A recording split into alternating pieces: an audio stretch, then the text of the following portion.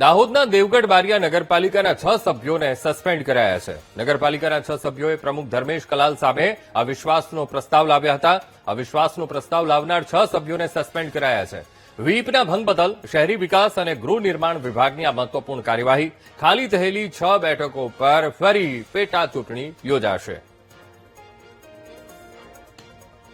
તો અવિશ્વાસનો પ્રસ્તાવ લાવવામાં આવ્યો અને 6 સભ્યોને સસ્પેન્ડ કરવામાં આવ્યા છે. 6 બેઠકો પર હવે ફરી પેટા ચૂંટણી યોજાશે.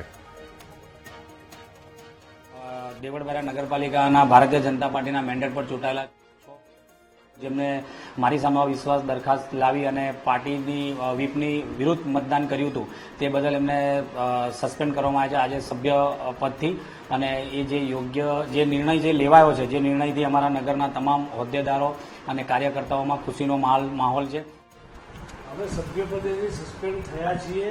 અમે આગામી દિવસોમાં ચૂંટણી લડીશું, ફરી લડી શકીએ છીએ અને લોકો અમારી સાથે છે. દેવગઢ બારિયા નગર એ ત્રસ્ત થઈ ગયું છે. દેવગઢ બારિયા નગરનો રસ્તો હોય અને આજ દિન સુધી સાહેબ 20 વર્ષથી જાહેર જીવનમાં છું. દેવગઢ બારિયા નગરના વિકાસ માટે કોઈ ધારાસભ્ય હોય, સાંસદ સભ્ય હોય કે કોઈએ પણ નગરના વિકાસ માટે કોઈ રસ લીધો નથી અને નગરની હાલત કફોડી હતી એટલે અમે અવિશ્વાસની દરખાસ્ત લાવ્યા હતા પ્રમુખની વિરુદ્ધ અને આ લોકશાહી વિરુદ્ધનો ચુકાદો છે.